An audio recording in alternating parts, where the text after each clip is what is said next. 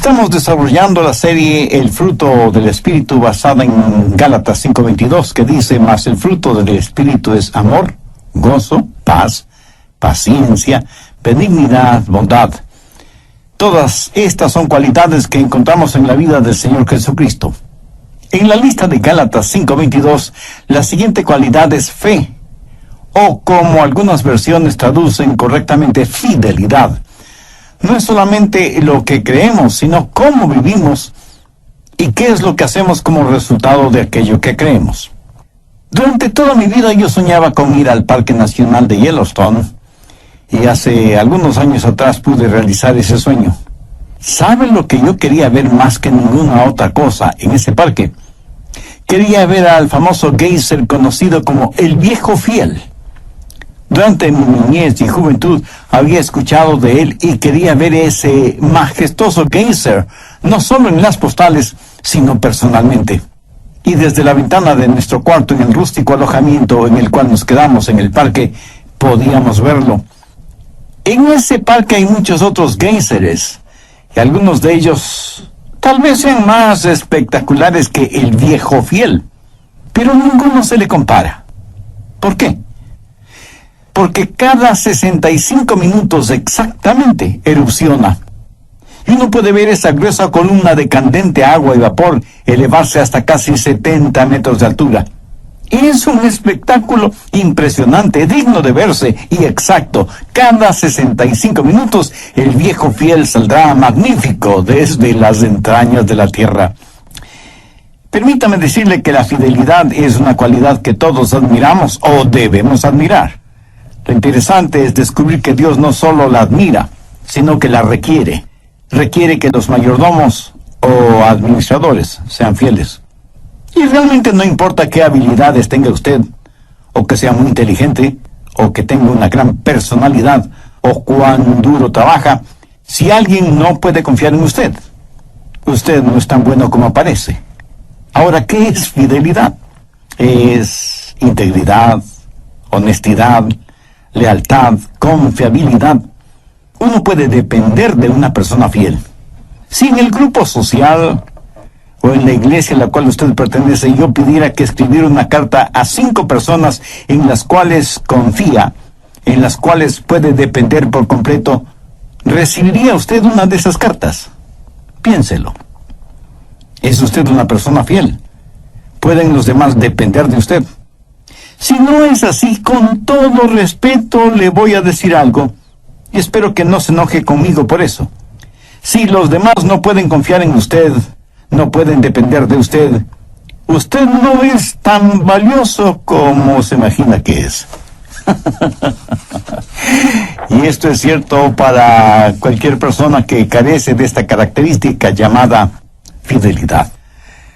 La mayoría de personas no la tienen. Me sorprendió y francamente debo decir que me desilusionó el resultado de una encuesta realizada por la mundialmente conocida empresa Gallup, que se dedica a hacer estudios sociales y encuestas pertinentes. Una de esas encuestas revela que el 40% de los trabajadores llaman a sus trabajos para decir que están enfermos, sin que eso sea verdad. Otro porcentaje de empleados cobra por 8 horas de trabajo, cuando en realidad solo han trabajado 5. Otros tratan de estafar a los clientes vendiéndoles mercadería de inferior calidad, pero cobrándoles como mercadería de primera. Y eso, mi amigo, es solo un botón de la muestra, porque la lista es verdaderamente larga. Al final de la encuesta mencionada, el señor Gallup dice lo siguiente: como científico investigador social, estimo que nuestro país está en una crisis de primera magnitud. Esta crisis no es política ni militar. Es una crisis espiritual y moral. Estamos enfrentando la crisis de la falta de integridad espiritual y moral en nuestra sociedad. ¿Es usted una persona fiel? Cuando usted esté frente al Señor Jesucristo, podrá Él decirle: bien, buen siervo y fiel. Mire lo que dice Proverbios 25:19. Como diente roto y pie descoyuntado es la confianza en el prevaricador en tiempo de angustia. Ahora quiero que piense conmigo en las marcas, la motivación y los métodos de la fidelidad. Primero, las marcas de la fidelidad. ¿Dónde y cómo debemos ser fieles? Enfoquemos esto por lo menos en 5 áreas. Primero, debemos ser fieles a nuestra familia. Una y otra vez la Biblia habla de la fidelidad familiar. Si usted no es fiel en su hogar, usted no podrá ser fiel en ninguna otra parte. Un marido tiene que ser fiel a su mujer. Tiene que ser moralmente fiel, sexualmente fiel. La más grande marca de infidelidad es el adulterio. En Proverbios 6:32 leemos: el que comete adulterio es falto de entendimiento, corrompe su alma el que tal hace.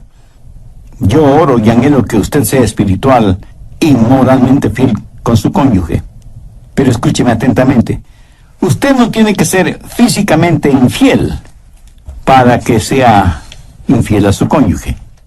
Muchos hombres parece que estuvieran casados con su trabajo, o que tienen una aventura amorosa con los deportes, o la intimidad hogareña la han reemplazado con otras cosas, sus pasatiempos, los negocios, los amigos, etc. Todo esto puede alejar a un hombre de su esposa. La Marina de los Estados Unidos tiene como lema Semper Fidelis, que quiere decir siempre fiel. Esto necesita ser una verdad en nuestro corazón y en nuestra vida. He hablado con muchos jovencitos que los identificamos como jóvenes delincuentes. Hay un profundo abismo entre estos jóvenes y sus padres. Al hablar con ellos, uno descubre que tienen una tremenda hostilidad hacia sus padres. Hostilidad que está enraizada en el resentimiento. Y el resentimiento hacia los padres tiene sus raíces en el hecho de que alguna vez, de alguna manera, los padres fueron infieles a sus hijos. Quiero decir, les hicieron promesas a sus hijos, promesas que jamás las cumplieron. Sabe que nuestros hijos tienen una memoria increíble. A veces les he preguntado a mis hijos, les he hecho alguna promesa y no la he cumplido. Ahora a mis nietos les pregunto, como abuelo, les he prometido algo y no lo he cumplido.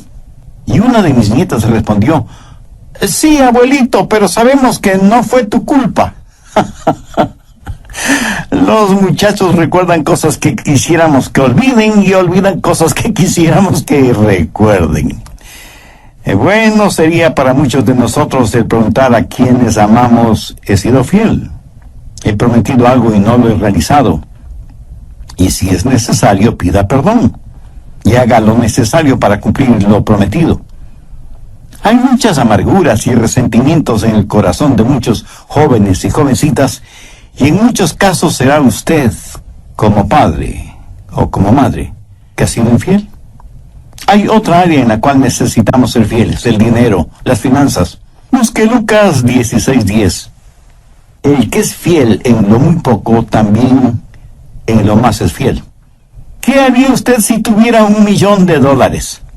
Y usted responde, oh, yo haría esto y aquello, daría para las misiones, ayudaría a otros. Mi amigo, ¿está seguro que haría eso? Déjeme decirle una buena prueba de lo que usted haría si tuviera $1,000,000. Haría lo que hace hoy con $100. Esa es una buena prueba. Verá, si usted no es fiel con lo poco que tiene, tampoco será fiel aunque tenga mucho. Si usted roba $100, a los ojos de Dios es como si hubiera robado $1,000,000. Mire lo que dice Lucas 16:11. Pues si en las riquezas injustas no fuisteis fieles, ¿quién nos confiará lo verdadero? En otras palabras, si uno es infiel con las riquezas mal adquiridas, ¿quién le va a confiar riquezas honestas? Las verdaderas riquezas son las riquezas espirituales. Verso 12. Y si en lo ajeno no fuisteis fieles, ¿quién nos dará lo que es vuestro? Ahora, ¿qué quiere decir esto? La prueba de lo que usted hará en el plano espiritual se verá en lo que hace en el plano físico, financiero. Si a usted no se le puede confiar ningún dinero, Dios no le va a confiar poder espiritual. Muchos de nosotros no tenemos bendiciones espirituales simplemente porque no somos fieles con nuestras finanzas. Y porque somos infieles en esta área, Dios no nos bendice espiritualmente. Pero parece que nosotros entendemos las cosas al revés. Muchos piensan, si pudiera ser una persona más espiritual, más buena, si orara más, si leyera más la Biblia y tendría más confianza en Dios, tendría prosperidad financiera. Eso lo escuchamos frecuentemente en la televisión. Pseudo predicadores nos bombardean con aquello de haga las paces con Dios y Él le bendecirá materialmente. Pero este pasaje de las Escrituras enseña lo opuesto. Si usted hace lo bueno con lo que tiene, Dios le bendecirá espiritualmente. Y no tiene que ser mucho. Acepte lo que Dios ha puesto en sus manos, lo que Dios le ha confiado, y será bendecido por Él. Recuerde que lo poco es mucho con la presencia de Dios, y lo mucho es nada sin la presencia de Dios. Creo que la razón por la cual muchos cristianos no reciben contestación a sus oraciones, o por qué no entienden más de la palabra de Dios, o por qué el testimonio de sus vidas es tan pobre, es porque no son fieles en lo poco. Por ejemplo, en 1 Corintios 16:2 leemos: cada primer día de la semana, cada uno de vosotros ponga aparte algo según haya sido prosperado, para que cuando yo llegue no se recojan entonces ofrendas. ¿A quién se dirigió el apóstol Pablo? A cada uno de los creyentes en la iglesia de Corinto. ¿Cuándo debían hacerlo? El primer día de la semana. ¿Y qué es lo que debían hacer? Traer sus diezmos y ofrendas. ¿Cuál era el plan? Dar por convicción, no por emoción. Usted ya sabe lo que va a dar. Es más, ya ha separado lo que va a dar de acuerdo a como Dios le ha bendecido. Y esto lo hace regularmente, no de vez en cuando.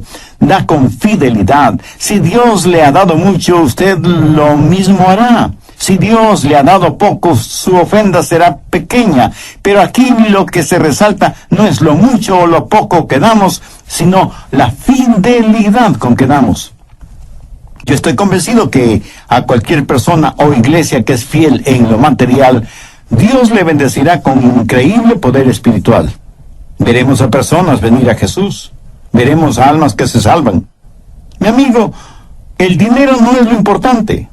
El dinero solo es la prueba. Si Dios no le puede confiar dinero, Él no podrá confiarle ninguna otra cosa. Necesitamos ser fieles con nuestra familia, con nuestras finanzas y con nuestros amigos. Proverbios 17:7 dice: en todo tiempo ama el amigo, y es como un hermano en tiempo de angustia. Hace algún tiempo un periódico inglés convocó a un concurso entre sus lectores para encontrar la mejor definición de amigo. Permítame leer algunas respuestas que recibieron una mención honorable. Amigo es alguien que multiplica tus alegrías y divide tus penas. Un amigo es alguien que entiende tu silencio. Excelente. Pero la colaboración que se llevó el primer premio es la siguiente. Un amigo es alguien que viene cuando todo el mundo se ha ido. ¿Qué le parece? ¿Tiene usted un amigo así? Sin que importe lo que usted haya hecho. Alguien hizo una paráfrasis de 1 Corintios 13 de la siguiente manera: la amistad es muy lenta para perder la paciencia. Siempre busca la manera de ser constructiva. No es posesiva, ni está ansiosa de impresionar a los otros, ni atesora ideas superficiales acerca de su propia importancia. La amistad tiene buenas costumbres y no persigue ventajas egoístas a expensas de los demás. Por el contrario, se goza cuando la verdad prevalece. No conoce límites a su paciencia, ni término a su confianza, ni fracaso a su esperanza. Y esto dura para siempre. La verdadera amistad permanece cuando todo lo demás haya fallado. ¿Tiene usted un amigo así? ¿Es usted un amigo así? Necesitamos ser fieles con nuestras amistades. Necesitamos ser fieles en nuestra asistencia a la iglesia. En Romanos 12:5 leemos: todos somos miembros los unos de los otros. Cuando la iglesia se reúne y usted no está ahí siendo miembro, entonces, para el cuerpo, usted está ausente. Independientemente de lo que usted como miembro representa, si usted no está, el cuerpo está incompleto. En el cuerpo humano, sea que le falte un pedacito de dedo o todo el brazo, su cuerpo está incompleto. ¿Por qué debería ser diferente en el cuerpo espiritual? Hebreos 10:25 dice: no dejando de reuniros como algunos tienen por costumbre, A veces oigo a alguien decir, yo no tengo que ir a una iglesia para ser un creyente. Bueno, técnicamente es cierto, pero permítame decir algo al respecto. Yo dudaría del cristianismo de una persona que voluntaria y deliberadamente deja de reunirse en la iglesia con sus hermanos y hermanas en la fe. Por eso es casi una orden el que no debemos dejar de reunirnos. Y otros dicen, a mí me es suficiente el escuchar un mensaje en la radio, o ver algún predicador en la televisión, o leer un buen libro cristiano. Bueno, pudiera ser que eso sea verdad, pero no está tomando en cuenta un punto muy importante.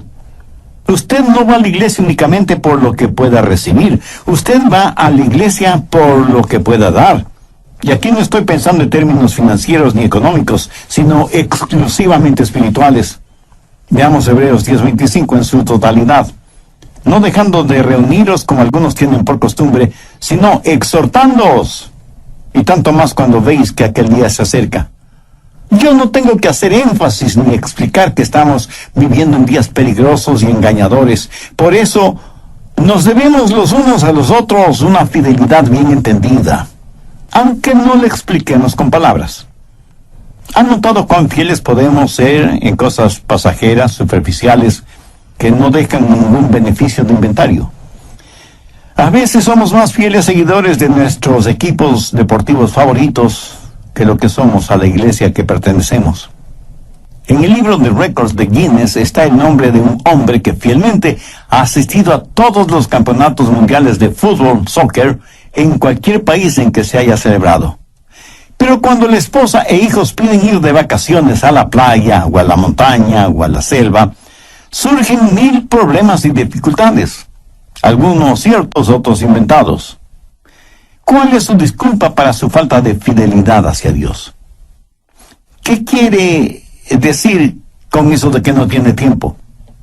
¿Sabe lo que le dice a su pastor la presencia suya en la iglesia? Le dice 3 cosas muy importantes, aunque usted no se dé cuenta de su importancia. Le dice en primer lugar que Dios es importante para usted. En segundo lugar, le dice que Él, como pastor, es importante para usted. Y en tercer lugar, le dice a los demás que ellos son importantes para usted. Por eso necesitamos ser fieles en nuestro compañerismo, en nuestra comunión. Somos miembros los unos de los otros. Todo lo que he mencionado son marcas de nuestra fidelidad. Y necesitamos ser fieles en nuestra fe. Esto es, ser fieles a la palabra de Dios. He sabido de personas que toman la Biblia, la despedazan o se burlan de ella, o la someten a una minuciosa disección. Tenemos a algunos teólogos, y como usted seguramente sabe, la palabra teos significa Dios. Así que un teólogo es una persona que se supone conoce la palabra de Dios. Yo personalmente no sé por qué se llaman teólogos y no creen en la palabra de Dios. Para mí eso significa que no conocen a Dios. Sin embargo, tienen el atrevimiento de autonombrarse críticos y jueces de la palabra de Dios. Si no conocen al Dios de la palabra, ¿qué autoridad espiritual, moral o ética tienen para juzgar la palabra de Dios? La Biblia enseña claramente que no debemos juzgar la palabra de Dios. Es la palabra de Dios la que nos juzga a nosotros. Hebreos 4:12 dice, porque la palabra de Dios es viva y eficaz y más cortante que toda espada de 2 filos y penetra hasta partir el alma y el espíritu, las coyunturas y los tuétanos, y discierne los pensamientos y las intenciones del corazón. William Booth fue el fundador del Ministerio Ejército de Salvación y dijo que el mayor peligro en nuestro siglo es el perdón sin arrepentimiento, la salvación sin regeneración, la religión sin el Espíritu Santo, el cielo sin el infierno. Mi amigo, si hay una generación que más necesita ser fiel a la fe, es nuestra generación. Los estudiosos dicen que estamos solamente a una generación de volvernos completamente paganos. Si nosotros no practicamos y enseñamos fidelidad y fe a esta generación, la siguiente no tendrá absolutamente ninguna. Debemos ser buenos administradores No solo de las cosas materiales que Dios nos da, que son pasajeras, sino de las cosas y los valores espirituales que son eternos. Esas son las marcas de la fidelidad. Segundo, la motivación para nuestra fidelidad. ¿Por qué debemos ser fieles? Bueno, porque Dios es increíblemente fiel con nosotros. ¿Alguna vez usted ha pensado en la fidelidad de Dios? Quiero decir, ¿en qué áreas de su vida Dios no le ha sido fiel? ¿Ha notado la extraordinaria promesa que encontramos en 1 de Juan 1:9? Si confesamos nuestros pecados, Él es fiel y justo para perdonar nuestros pecados y limpiarnos de toda maldad.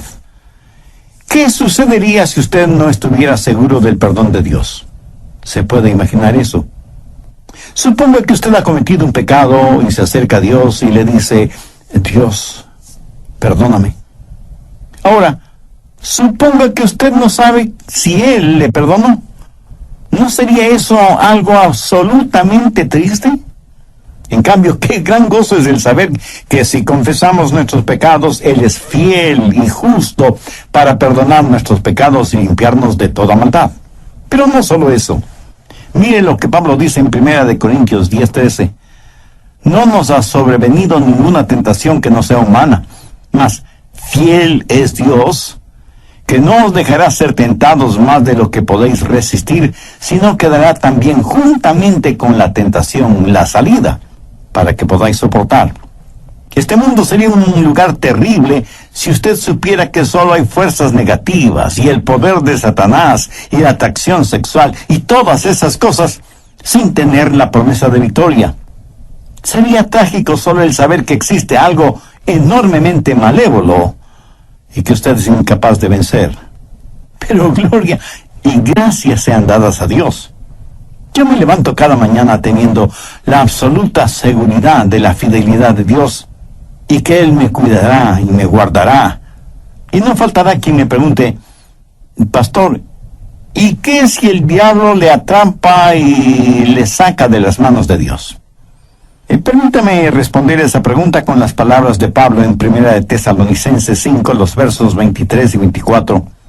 Y el mismo Dios de paz os santifique por completo, y todo vuestro ser, espíritu, alma y cuerpo, sea guardado irreprensible para la venida de nuestro Señor Jesucristo. Fiel es el que os llama, el cual también lo hará.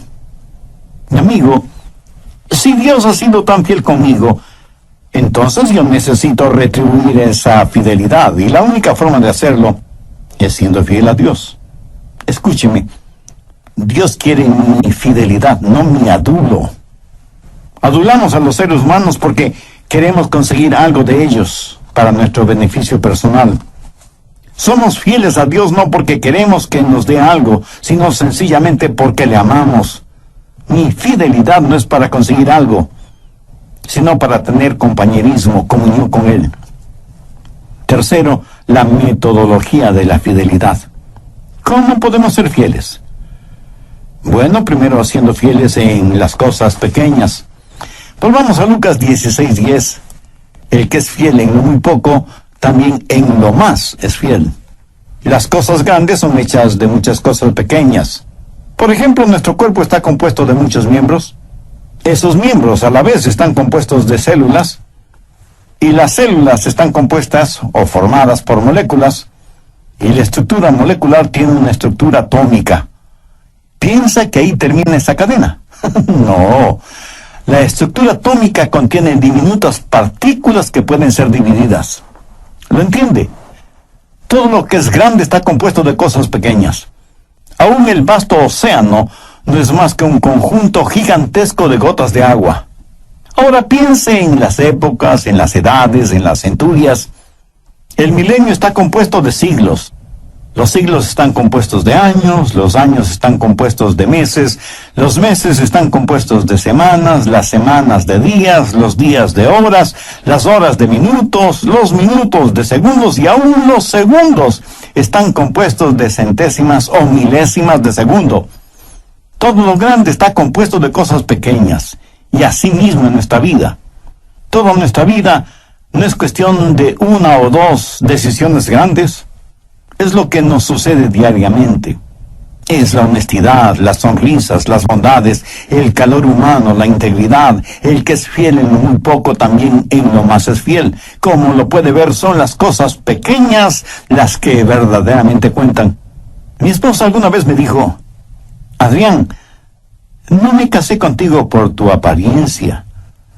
Me casé contigo por tu inteligencia. Bueno, hasta ahora no sé si me lo dijo en serio o en broma. Pero escúchame.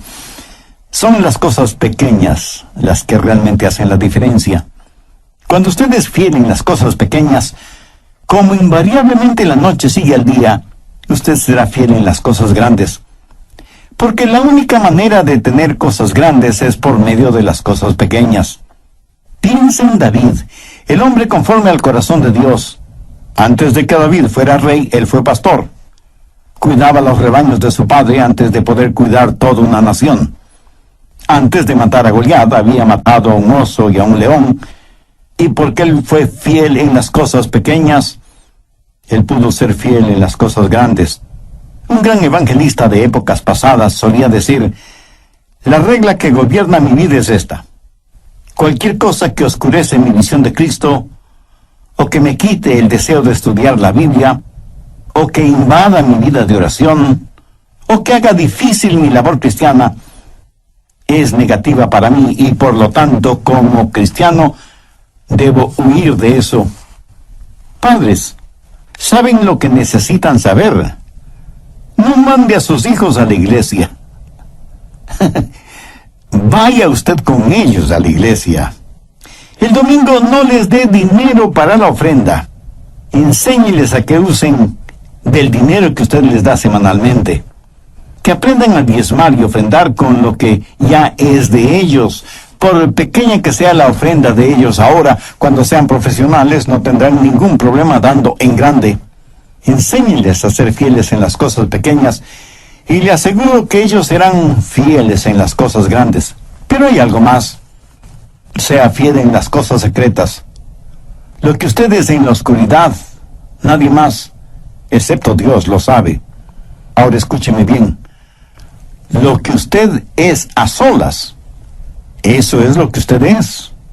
Déjeme darle una prueba para descubrir su carácter. ¿Qué haría, bueno o malo, si supiera que nadie nunca lo sabrá? Capilla Sixtina en el Vaticano, en Roma, él estaba pintando minuciosamente un área de esa gran obra, pero nadie podía verla. Y alguien le dijo: maestro, lo que está pintando nadie lo puede ver. Y él le contestó: yo lo puedo ver, y Dios lo puede ver. Amigo, eso es fidelidad. Sea que los demás lo sepan o no, sea que los demás lo vean o no, sea fiel en las cosas secretas. Para aquellos que por naturaleza de su trabajo tienen muchas veces que quedarse en la habitación de un hotel donde nadie les conoce y donde nadie les ve, quiero decirles algo muy importante: sea fiel en las cosas sagradas. Esa es la raíz de la fidelidad. Aunque esté solo o sola, mantenga su corazón sensible a la voz y a la presencia de Dios. La relación que usted tenga con Dios en el secreto de su soledad será evidente cuando esté frente a los demás, aunque usted no se dé cuenta de eso.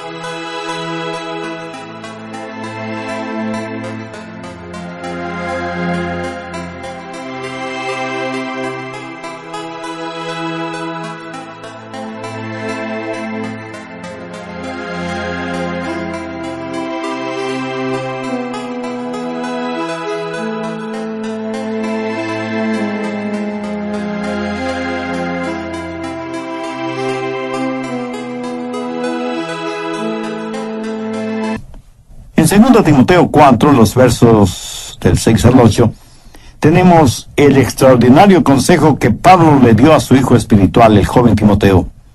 Y le dice: porque yo ya estoy para ser sacrificado, y el tiempo de mi partida está cercano. He peleado la buena batalla, he acabado la carrera, he guardado la fe. Por lo demás me está guardada la corona de justicia, la cual me dará el Señor juez justo en aquel día, y no solo a mí, sino también a todos los que aman su venida. Pablo está en prisión esperando ser ejecutado. Con mi imaginación puedo ver a este anciano apóstol firmando esta carta a Timoteo. Viene un soldado romano y con un dejo de tristeza en su voz le dice: Pablo, ha llegado el momento de tu ejecución y van a decapitarte. Pablo da un profundo suspiro, toma su viejo manto, se lo pone sobre los hombros y con gozo dice: estoy listo. Y encorvado y vacilante en su caminar sigue el soldado. Pablo, que había sobrevivido a apedreamientos, naufragios, latigazos y torturas, se dirige hacia el verdugo, que le cortará la cabeza. Lo interesante es que mientras caminaban, el soldado romano le preguntó: Pablo, ¿estás tarareando una música? Y Pablo responde: oh, perdón, no me di cuenta que estaba tarareando en voz alta. ¿Y qué es lo que tarareas? Oh, solo es una pequeña canción que dice: todo valdrá la pena cuando vea a Jesús.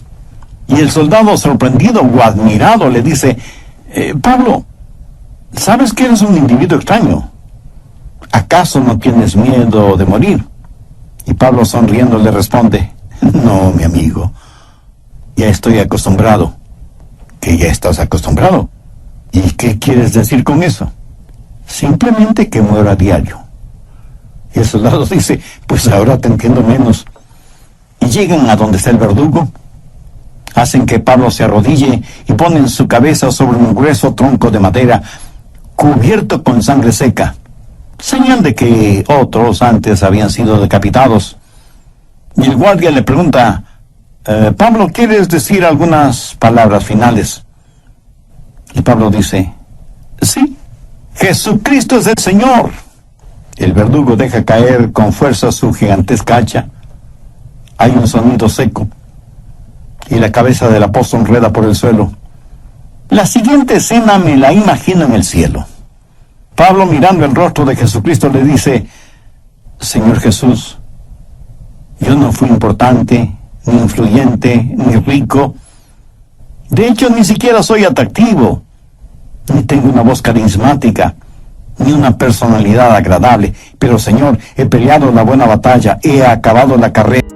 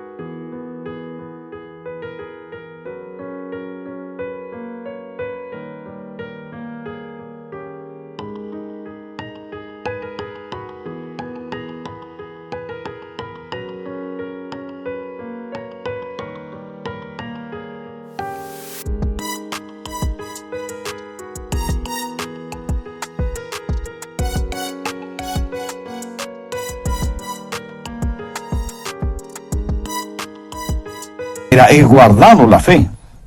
Me es casi imposible el imaginarme lo que Jesús le habrá dicho al apóstol, pero de algo sí estoy absolutamente seguro. Le habrá dicho: bien, buen siervo y fiel, sobre poco has sido fiel, sobre mucho te pondré, entra en el gozo de tu Señor. ¿Sabe por qué Pablo fue un cristiano extraordinario? Porque fue fiel en su fe, y su fidelidad le costó la vida. ¿Sabe lo que quiero para mi propia vida? Quiero terminar mi carrera. Quiero terminar mi carrera con gozo. ¿Y saben lo que yo quisiera para cada uno de mis amigos que me escuchan por intermedio de este programa? Quiero que terminen bien, quiero que sean fieles, quiero que su fidelidad se manifieste aun cuando esté solo o sola. Quiero decir, cuando nadie más que Dios le esté observando. Deseo que la fe como fruto del Espíritu florezca no solo para embellecer su vida, sino para que sea de inspiración y bendición en la vida de los demás. Y la única forma de tener el fruto del Espíritu es por medio de una relación personal con Dios, a través del Señor Jesucristo. Si usted aún no es salvo, pero quiere serlo, le invito a orar conmigo una corta oración. Mi oración será solo para guiarle. Usted ore con sus propias palabras, pero ore con fe, con sinceridad, con toda su confianza en el Señor Jesucristo. Y dígale: querido Dios, reconociendo que soy pecador y que espiritualmente estoy perdido, aunque sea una persona religiosa, vengo con mi esperanza puesta en tu gracia y misericordia, no por ningún mérito que yo tenga, sino en los méritos de tu Hijo, el Señor Jesús. Señor Jesús.